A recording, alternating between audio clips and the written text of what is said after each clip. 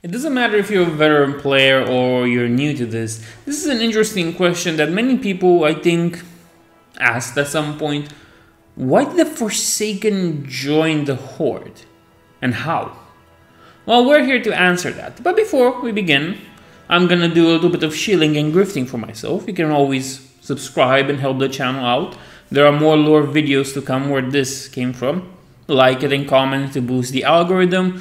And you know what? We'll see from there.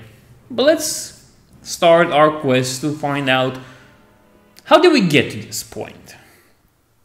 So I guess we have to go back in time first of all and look at Warcraft 3, the Reign of Chaos. During its campaign, the Scourge would destroy big parts of Lordaeron and of Quel'Thalas, the kingdom of the High Elves. And it would also kill many people in its, ravages. One of those people was the Ranger-General of Silvermoon, Sylvanas Windrunner. Now, the Scourge isn't a benevolent being in its destruction, and as you can expect, the Scourge used the bodies of those they killed to, reanimate them, bring them back, and use them to commit deeper and further atrocities upon their own kin. Which their living kin didn't really like that much, to say the least. It's understandably so. Understandably so, I guess, without the it's. But who cares? Understandably so. Next, we move on to Warcraft 3, the Frozen Throne, the expansion for the Reign of Chaos. And this one gets a bit more interesting, because the Lich King was bombarded with magics and fire, shall we say, because Illidan wanted to melt his frozen prison and get rid of him. As you can expect, this weakened his grasp upon the Scourge, and some of the more strong-willed and independent members of the Scourge kind of broke free from his control. One such member is Sylvanas Windrunner, who tried to assassinate the Lich King's champion, Arthas Menethil, but failed thanks to the intervention of Quel'Thalas later on. But Sylvanas wouldn't be the only one that got free from the curse, because there were others, and she rallied them to her, and in an attempt to try to salvage whatever they had left, they formed this little ragtag band of undeads trying to find their place in the world. First by subduing the Dreadlord Verimatras, and then killing his other two Dreadlord brothers, which was awful. But while killing the third one, or trying to kill the third one, they made an alliance with Grand Marshal Ottomar Garithos, who among the community is considered to be a racist. But let's ignore that and see it from his point of view. The elves screw him over and whatever. Screw that. We're not at the Garithos part yet. A Garithos video, I mean. So let's begin. They manage to free the Grand Marshal, and then they make a little alliance of sorts. You have to understand, the Grand Marshal was basically the representative of the grander alliance in Lordaeron, trying to retake the Lost Kingdom for the alliance back. And so they made an alliance, as I said earlier. The whole deal was simple. Sylvanas would help the Grand Marshal take over Lordaeron, and then they would just leave. Except they didn't do that, because once they took, Lordaeron, Sylvanas turned against the Grand Marshal. That's when she proclaimed her and her people were the Forsaken. And that's how their kingdom started. Now they had the ancient capital of Lordaeron of the humans. And they started to look for allies because times they weren't good for them, let's just say. First, they sent envoys to the Alliance and the Blood Elves. But the Alliance envoys never came back, and Sylvanas knew that, they probably never reached the gates of Stormwind. Understandably so, since Lordaeron had many refugees that left for Terramore, and the Alliance was still pretty much in contact with them. So, they were not that keen on seeing undead at their doorsteps, as peaceful as they proclaimed to be. They also sent envoys to the Blood Elves. But you have to understand, the Blood Elves lost a lot to the Scourge, and they were, how should I say it, prudent in their dealings.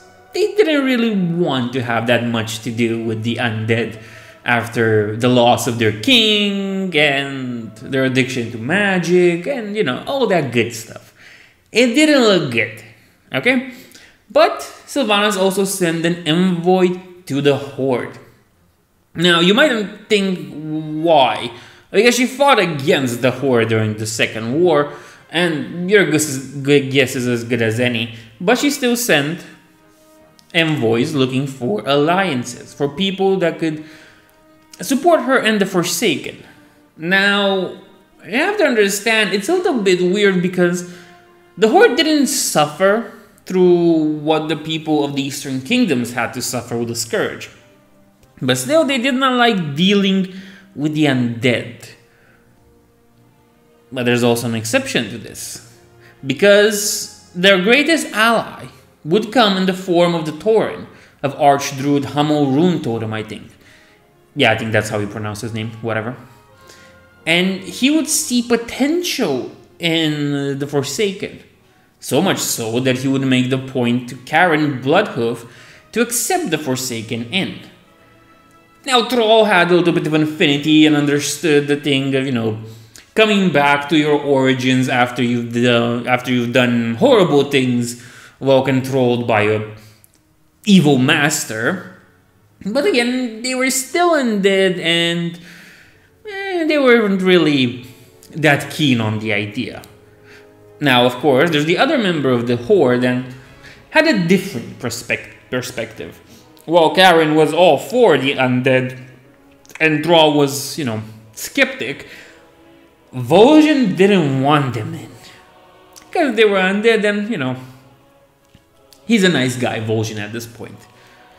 So, the next thing they do is ask for help from the Earthen Ring. And they ask for counsel and guidance if they should let the undead in.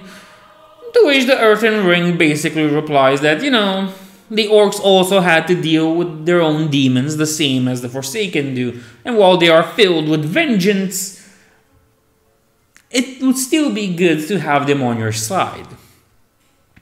From the Horde's perspective, they wanted to integrate the Forsaken in. And one of those champions of the Forsaken in the new Horde was the Grim Totem lady that killed Karen by poisoning Garrosh's blade. I forgot her first name, Magar or something.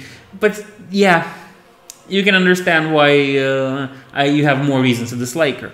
But still, she was a champion for the Forsaken, though nobody really thought she did it out of pure compassion for the undead. For all they were, the Forsaken envoys wanted a cure to their undeadness, and they thought that the shamanistic magic of the Horde could help them. It can't, but it was a good way to say it. From a political and military aspect, though, it was accepting them in was a very good deal. You have to remember, at this point, the Horde had Terramore and the Night Elves and Kalimdor. And while Terramore tried to play the neutral side, the Night Elves weren't that keen on doing that. So, you know, you had kind of many enemies at your footstep, and having a foothold into the enemy territory, into the Eastern Kingdoms, was a good thing for them politically. Now, I know you might say, oh, this is lore and stuff, but it's not the real reason. I'm gonna be honest with you, I just lied this whole video. That's not the real reason why the Forsaken were included into the Horde. The reason they were included into the Horde was because they're cool. Yeah, undead people that can use bad magic and stuff, that's pretty cool, and they're metalheads too, so extra points for that. Also, the fact that it would help out balance the player's starting zones. With the Night Elves starting in Kalimdor, they would be also good to have, what do you say, the Forsaken starting in the Eastern Kingdom before coming to Kalimdor, and, you know, the Night Elves going to the Eastern Kingdoms. It would balance things out, and in a way, you have to understand that Warcraft worked on its two factions principle for its PvP. Making the Forsaken a third faction wouldn't make that much sense now, would it? It wouldn't. So yeah, while there is a good lore explanation for this, the true explanation is simple, that it helped player balance and they were cool. I hope you liked it.